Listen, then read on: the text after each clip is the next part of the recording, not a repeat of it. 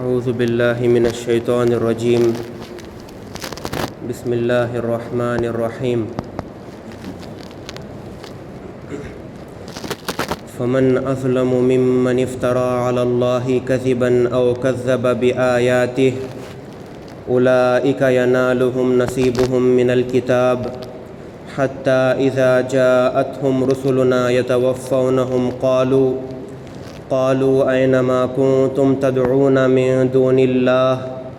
قالوا ضلوا عنا وشهدوا على أنفسهم أنهم كانوا كافرين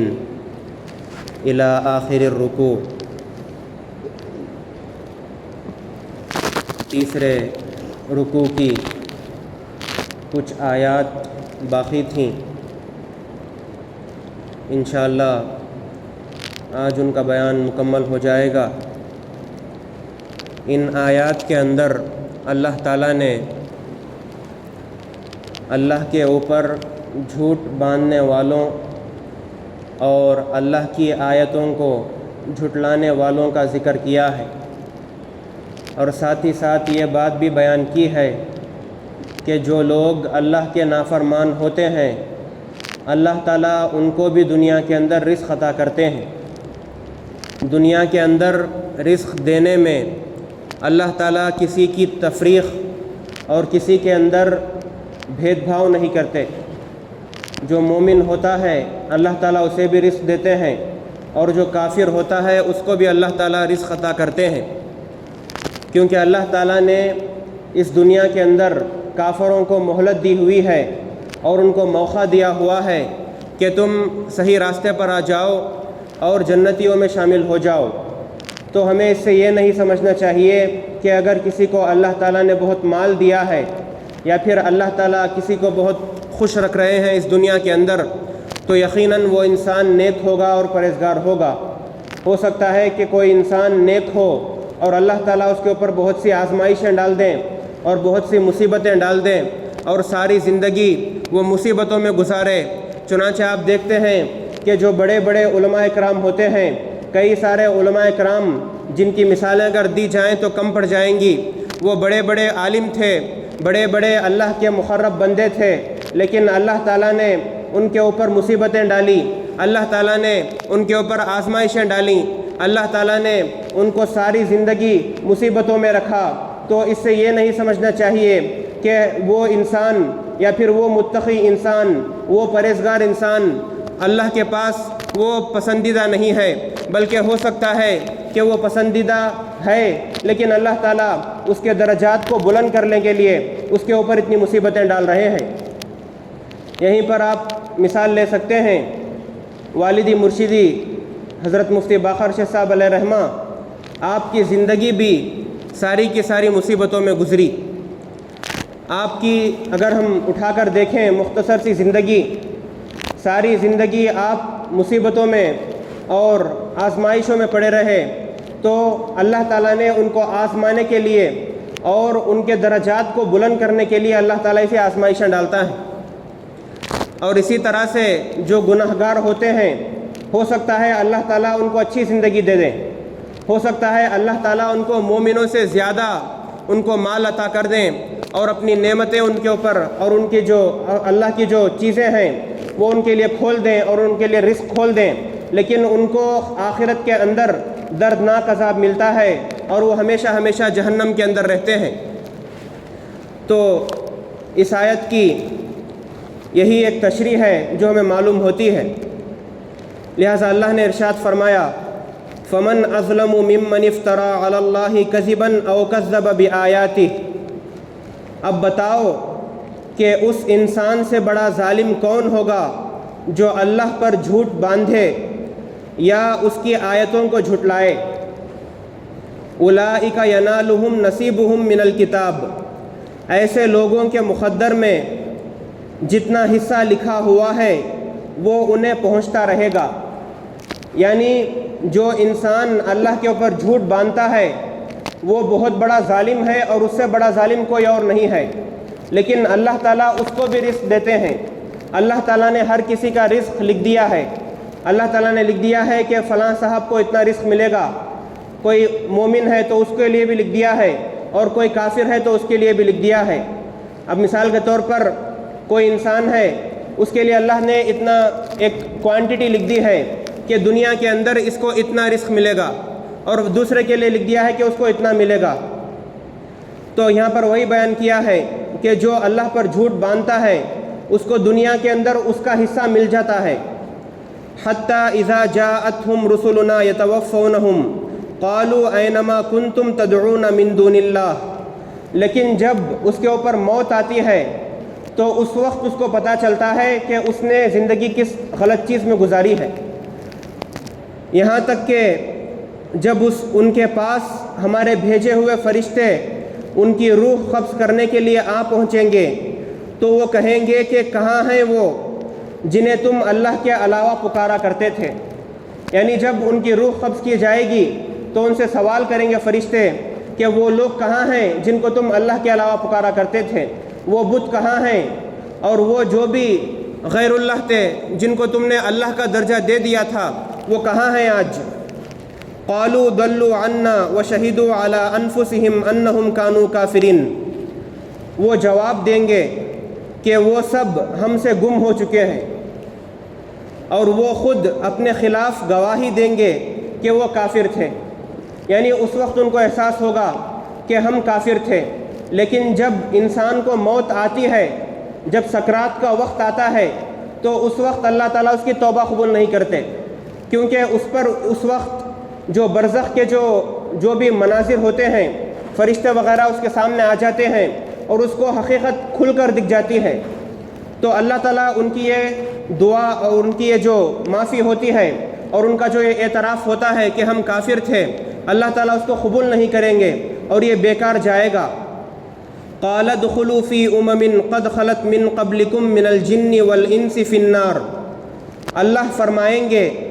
کہ جاؤ جنات اور انسانوں کے ان جماعتوں کے ساتھ تم بھی دوزخ میں داخل ہو جاؤ جو تم سے پہلے گزر چکے ہیں۔ یعنی تم سے پہلے جناتوں میں سے اور انسانوں میں سے جو بھی لوگ کافر تھے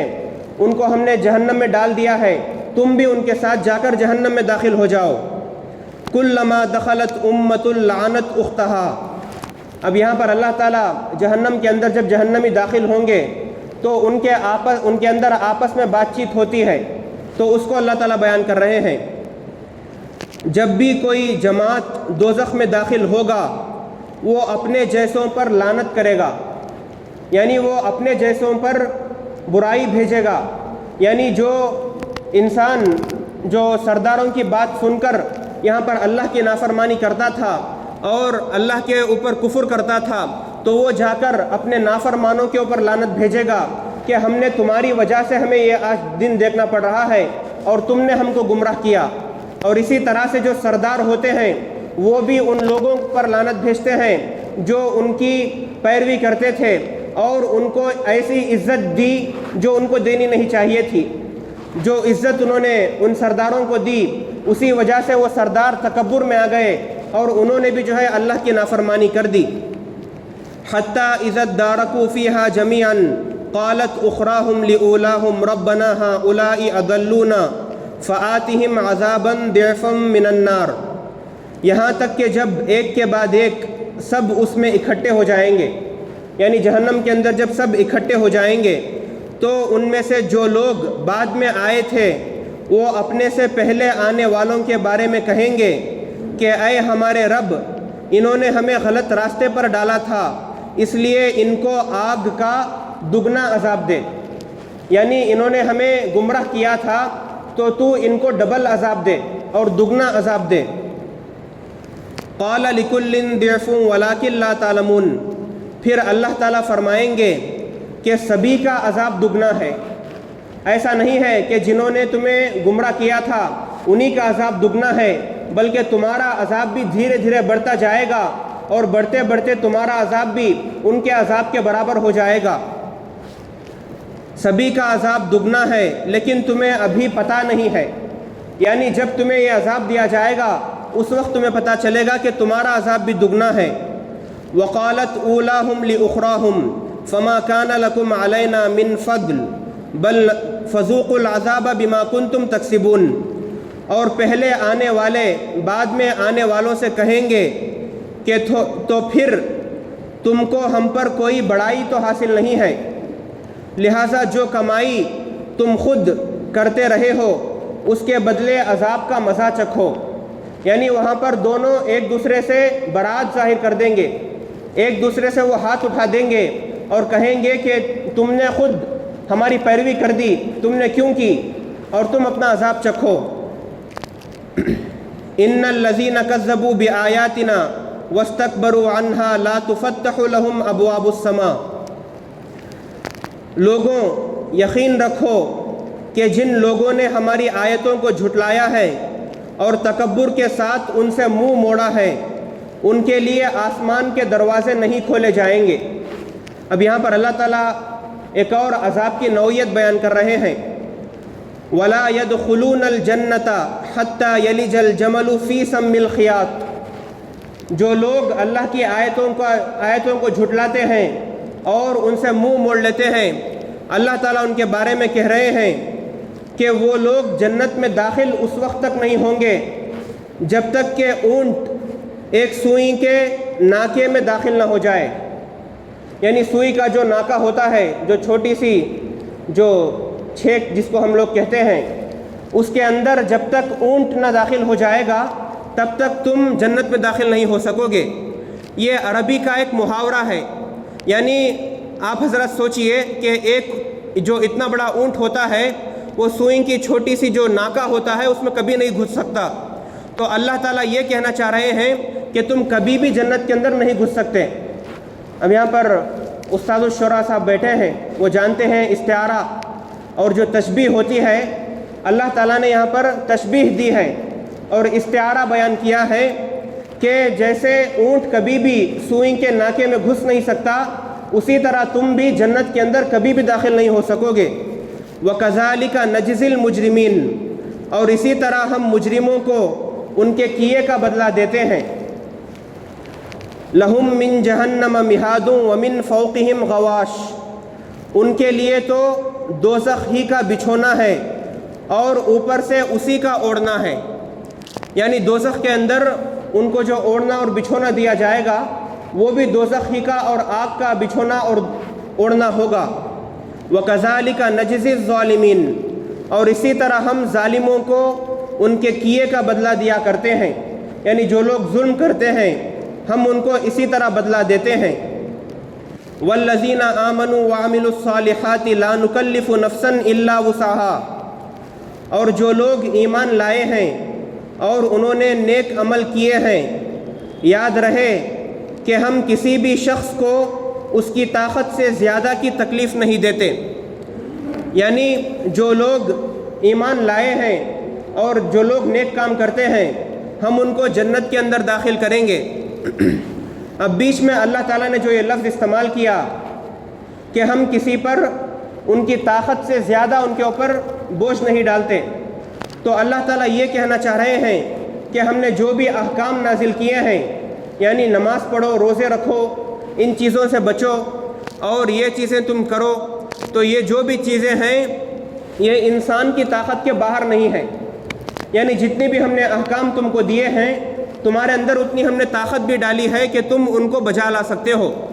تو تم ان کو بجا لاؤ، ہم تم کو جنت کے اندر داخل کر دیں گے۔ اولئک اصحاب الجنت ہم فیہا خالدون، ایسے ہی لوگ جنت کے رہنے والے ہیں، وہ اس میں ہمیشہ رہیں گے۔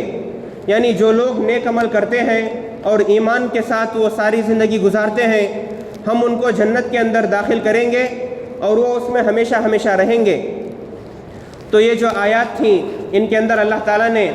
جہنمیوں کے درمیان جو کنورزیشن اور جو ان کے اندر مکالمہ ہوتا ہے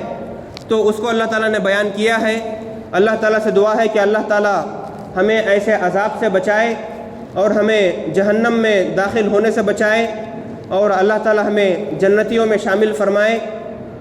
انشاءاللہ آگے کی آیات کے اندر اللہ تعالیٰ نے نیک لوگوں کا ذکر کیا ہے کہ نیک لوگوں کے ساتھ کیا معاملہ ہوگا اور جنتیوں کے ساتھ کیا معاملہ ہوگا، اور اسی طرح سے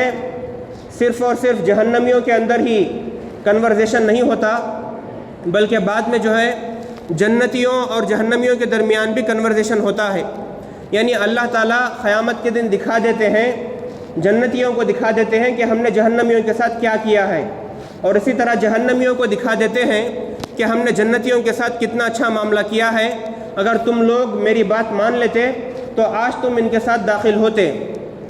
اور اسی طرح سے اللہ تعالیٰ نے آگے کی آیات میں جو پہلے میں نے بیان کیا تھا کہ جو جنت اور جہنم کے درمیان رہنے والے لوگ یعنی آراف والے جن کی نیکیاں اور برائیاں دونوں برابر ہوتی ہیں، ان کا بھی ذکر اللہ تعالیٰ نے آگے کیا ہے، تو انشاءاللہ ان کا بھی ذکر آگے آ رہا ہے۔ اللہ سے دعا ہے کہ اللہ تعالیٰ ہمیں صحیح راستے پر چلائے اور اس کے قرآن کو صحیح طریقے سے سمجھنے کی اور کہنے سننے سے زیادہ